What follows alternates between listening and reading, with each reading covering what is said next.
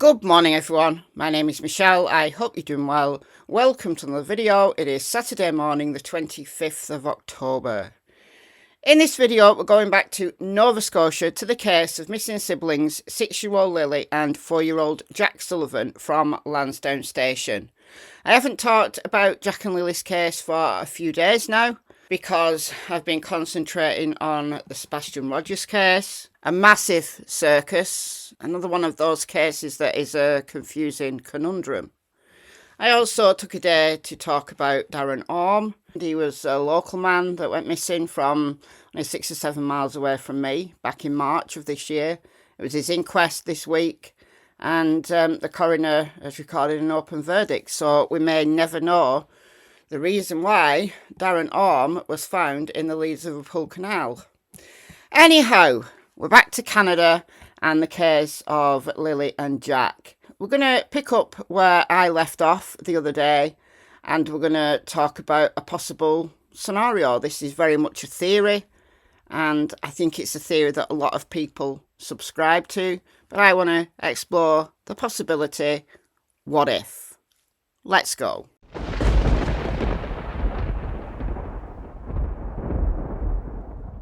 Before we get into the video, can I just ask, if you're not yet subscribed, please do so. I'm trying to get to 100,000 subscribers by the end of this year. With your help, I can do it. If you're not subscribed, please hit the subscribe button. It's completely free. It's not like memberships where you've got to pay a fee. It's completely free. And if you're already subscribed, then please get your friends, get your family, get your neighbours, get your dog. Share the video out so more people will see my videos and hopefully like them. And then, once I get the target, YouTube will send me a silver play button plaque for my wall. What's not to love? Alright, so the last video I did about Lily and Jack was 4 days ago. And this was the RCMP update. The RCMP have challenged what a couple of neighbours have said. Information from the neighbours, Brad Wong and Justin Smith, is in the court documents. That is the RCMP's investigation. So there's been lots of talk about the neighbours hearing a vehicle backwards and forwards on Gaylord Road. So from the children's address down to the railroad track and back. Brad Wong lives in this house down here and Justin Smith was staying in a cabin around here somewhere. I don't know exactly where. Close enough, I guess, to hear a really loud vehicle if you were paying attention. But the RCMP came out and said that there was no evidence that a vehicle was moving around on Gaylord Road on that night. This would be the early hours of May the 2nd. If you've been following this case, you will know that Lily and Jack were reported missing at 10:01 a.m. by their mother, Malay at Brooksmurray, on the 2nd of May. So it's almost 6 months ago. RCMP said that, they've checked camera footage and they can't see any vehicles moving backwards and forwards. But it's a very rural area. I'd be interested to know where the cameras were. I'm assuming that there's possibly trail cameras. But are there cameras close enough to Lily and Jack's home to be able to say that absolutely 100% without a shadow of a doubt, no vehicles went by to the railway tracks or anywhere else during that night? I'd be interested to know where the cameras were. Not that the RCMP are going to tell us, but still. If you're in the area and you can go and check, let me know. Can you see any cameras in the area? And if so, where are they? I don't think it should be protected information to know where the cameras are.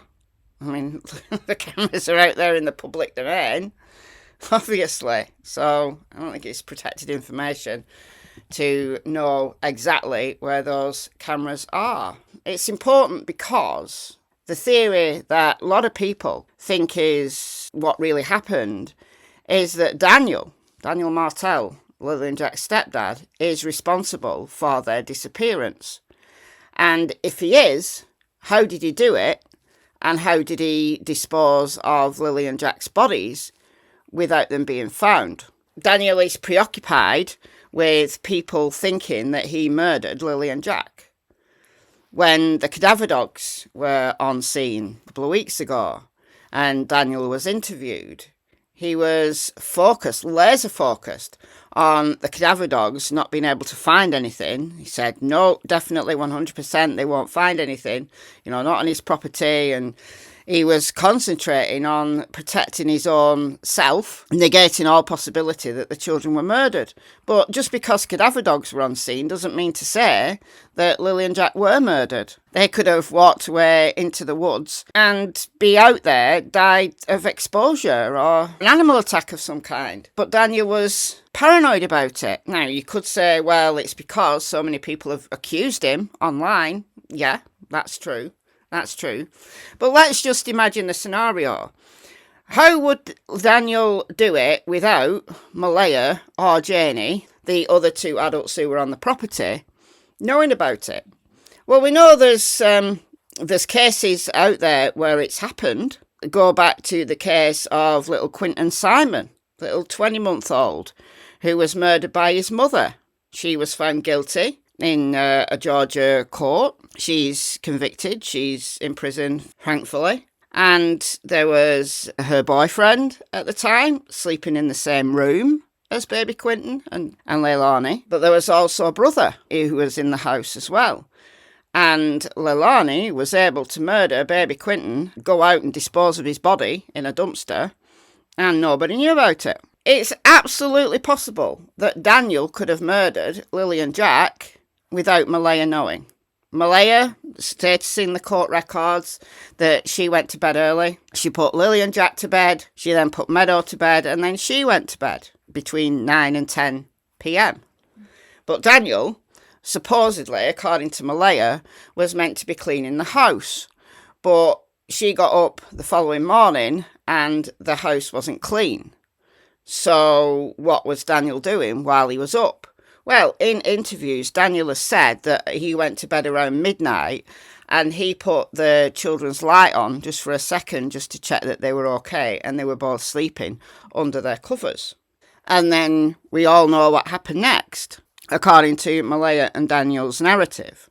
We know, it's in Malaya's phone, she checked Lilly and Jack out of school at 6:17 and 6:18 a.m, but then she was in and out of sleep. Lilly was seen, apparently, by both Malaya and Daniel, and Jack was heard.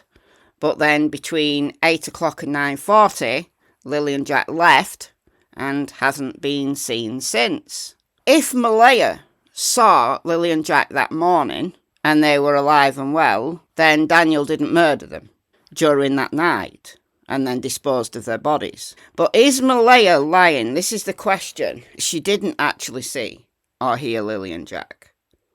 If she did, if she absolutely 100% sure that she did, then Daniel cannot have murdered Lilly and Jack. I mean, yeah, he could have murdered them that morning, but Malaya would know about it. I'm exploring the possibility that Malaya didn't know. And the only way that Malaya wouldn't have known is if Lilly and Jack were murdered while Malaya was sleeping, like the case of Quinton Simon. And then Daniel went out and disposed of their bodies. And that's the vehicle that the neighbours heard. But why would he be driving up and down, up and down, up and down? Brad Wong believes that it was Daniel's vehicle. But did the neighbours lie? Are they mistaken about the night? Was it a different night? This is why it's important to know where the cameras were. It's possible that Daniel didn't go very far by the road and went down like some tracks. There's tracks here. Don't know whether you'd be able to get up there with a vehicle, but definitely an ATV you'd be able to get up there. These are old ATV trails. It's interesting that a blanket was found here. It's interesting that boot prints were found there.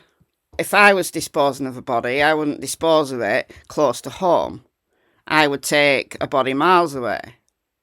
So is there time for Daniel to have taken the bodies a few miles away? Yeah, of course there is. Daniel claims that he was, that evening he was helping his mother build a fence, and that the fence was finished by May the 2nd, apparently. Well, no, it wasn't, because there's gaps in this fence. There's gaps in this fence. So it's interesting that you were building a fence the very day or the night before Lilly and Jack went missing. What about Janie, though? Daniel's mother. She claims to have heard Lilly and Jack playing on the swings just close by her RV. You can see the swings there on this picture. You see the swings when Janie is interviewed by CBC News. Janie said that she heard them, but she broke routine on Fridays. Normally she goes to town with her brother, but he rang at 8:48, and it was after that Janie claims to have heard them, except she changed the story, because originally she said she heard them before Ron Mackenzie rang, not after. She changed the story to match the one that Daniel and Malaya were saying. So is Janie lying to protect Daniel? If so, Janie knows. Janie has to know that something happened, because why would she lie? I don't know. It's absolutely possible, given the timeline that we've got. But Malaya has to be lying about seeing Lilly, but she doesn't need to know exactly what happened to Lilly and Jack. Similarly, Janie doesn't necessarily have to know the details, but she has to know enough to protect Daniel. So Janie and Malaya are lying to protect Daniel, even if they don't know exactly what happened to Lilly and Jack, which seems a little bit bizarre to me. That has to be the case, because they're both claiming to either have seen or heard Lilly and Jack that morning. So it remains to be seen. However, Daniel and Malaya both passed polygraphs, and we don't know the questions, but Daniel said it was all around murdering Lilly and Jack. So he passed a polygraph with questions about murder. Yeah, it's possible to pass a polygraph while you're lying. It's very possible that Malaya could pass because she doesn't know that Jack and Lilly were murdered. She's maybe covering up for Daniel for another reason, but I find that hard to believe, given that they're separated now and there's no love lost between them anymore. I find it difficult that Malaya would be holding on to that story still. And RCMP says there's no sign of a crime. What do you make to that? Okay, the last thing I want to play is Belinda. She had an interview with CTV, and this is just completely heartbreaking. If there's one person in this family who genuinely cares and loves and adores Lilly and Jack, it's Belinda. And Belinda was shut out of their lives for 2 years. Lilly is 6 years old. Jack is, well, he's going to be 5 years old this month. Belinda Gray can barely speak through the tears, describing the children she hasn't seen in years. The last time they were here, they were still basically babies. Lilly was 4. She was such a carbon copy of me. She copied everything I did. And Jack was more sober. He was just crawling around the floor, learning to walk. It's been 2 years since Gray last held Jack and Lilly Sullivan, and months since anyone has seen them at all. Your grandchildren are what you leave this world. They're a part of you. When Lilly and Jack went missing, Gray says she joined the search herself. We started working our way up through the woods along a brook. And then we crossed over the brook. And we started coming back down through the woods. For Gray, hope quickly turned to suspicion, especially after their mother left the area. When I found out Malaya left, I knew there was no sense searching anymore. It started making me think, I don't think these babies wandered off. She hopes police can bring her closer to the truth. I hold them all accountable. I don't know how 2 kids can go missing. RCMP say they combed through every possible lead, but Gray feels police could have acted faster. I don't care what the criteria is for an Amber Alert.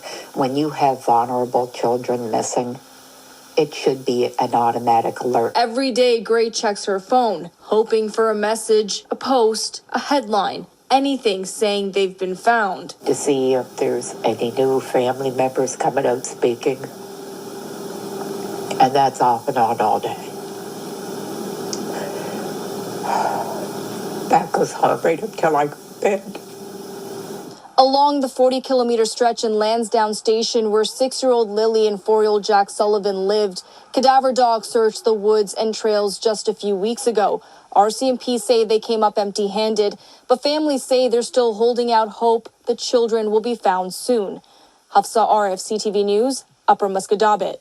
Heartbreaking. When Malaya left on the evening of May the 3rd, I think I would have shared the same sentiment if I'd have been in Belinda's shoes. How could she leave without knowing what happened? If Lilly and Jack did meet with foul play and no evidence has been left behind, it's down to one of them cracking. Even if Malaya doesn't know the details, well, she has to know something, and so does Journey. It's a very likely scenario. I can't discount it. It's just as likely, in my opinion, as Lilly and Jack wandering away, which is very possible that they did. Very possible. I can't rule any of these scenarios out. The reason why we know that Quinton Simon was murdered was because Leilani Simon was on camera putting his body in a dumpster, and they were able to track her movements. None of that happened in Lilly and Jack's case. This, again, is why it's so important to know where these cameras are. If Daniel did murder the kids and he went and hid the body somewhere, how did he leave? If there's cameras close by, how did he leave? Those cameras give him an alibi that he wasn't there. So it's incredibly confusing. Really confusing case. But not helped by RCMP holding so many details back. So there's that. And this is why people speculate and make theories up of their own. Anyway, let me know your thoughts in the comments. Let me know what you think happened to Lilly and Jack. And I'll see you in the next video. Bye, guys.